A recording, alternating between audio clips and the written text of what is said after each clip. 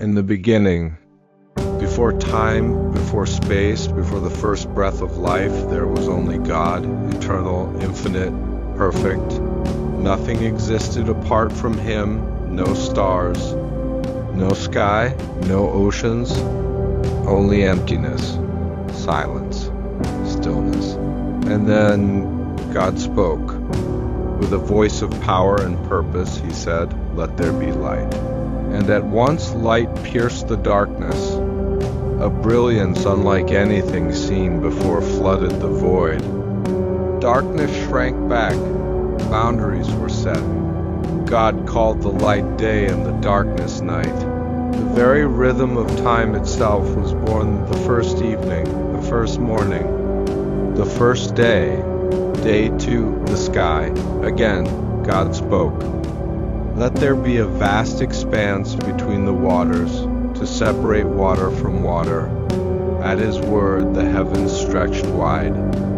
A great sky unfolded, endless and blue. Waters below were divided from the waters above.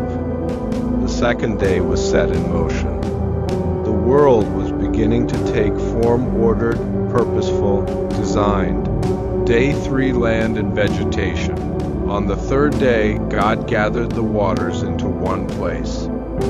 Waves pulled back, seas were formed, and dry ground emerged.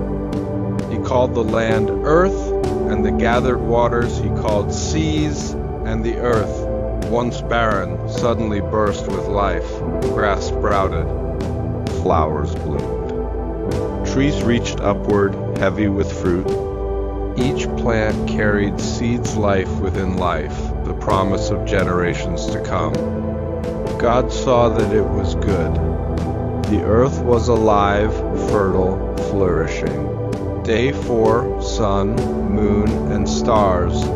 On the fourth day, God filled the heavens. Let there be lights in the expanse of the sky to separate the day from the night. He said, and let them serve as signs for seasons, days, and years. And so the sun blazed, filling the earth with warmth and light. The moon was set in its place to govern the night, a softer glow for rest and reflection. And countless stars scattered across the heavens, brilliant, burning, eternal in their courses.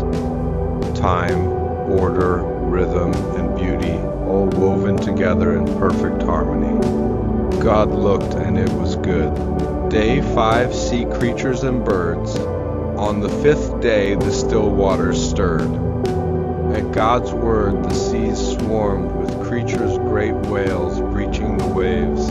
Schools of fish darting in unison, creatures of every shape and size filling the oceans with movement and sound. Above, the skies came alive with birds in flight. Wings beat against the wind, soaring and swooping. Eagles, sparrows, and songbirds, all created by His hand. And God blessed them, saying, "Be fruitful and multiply. Fill the seas, fill the sky." Creation was no longer silent, it sang. On the sixth day, God turned His gaze toward the earth. The ground stirred, the air shifted, and at His command, the land came alive. Beasts of every kind appeared, each one unique, each one designed with intention and care. The plains thundered as herds of oxen and horses raced across the grass. Lions stretched and roared, declaring their strength. Gentle deer leapt gracefully, while gazelles darted in quick, sudden bursts of speed. Across the forest, bears lumbered with power. Wolves lifted their voices in a chorus of howls, and rabbits darted into their burrows. The deserts filled with serpents slithering in silence, while lizards warmed themselves beneath the sun. Even the smallest of creatures, mice, ants, beetles, took their place in God's world, filling the earth with movement and sound.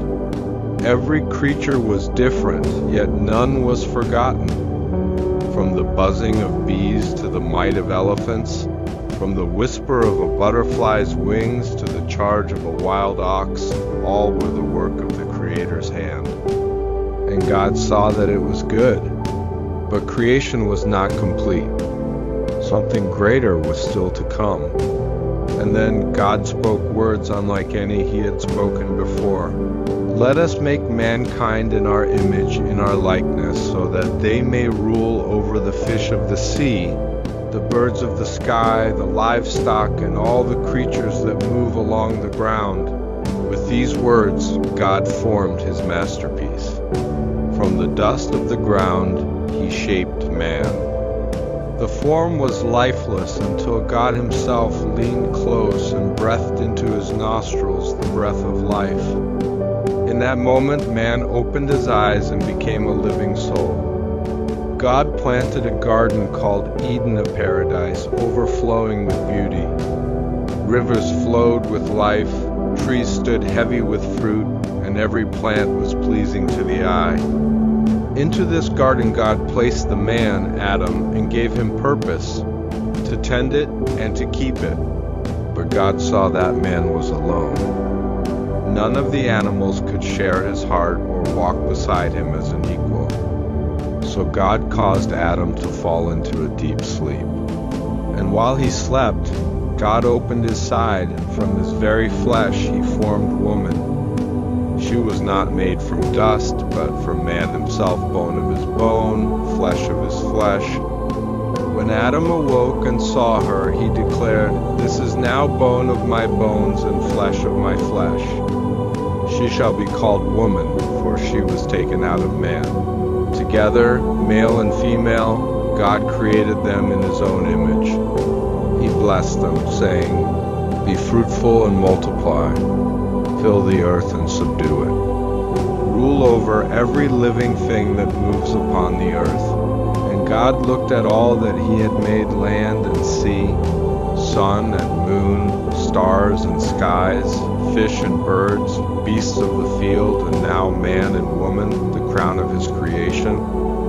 And behold, it was very good.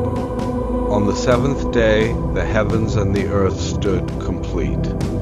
Creation was finished, perfect in its design, full of life and order. And God rested. Not because he was weary, but to establish a rhythm for his people, a day of holiness and rest,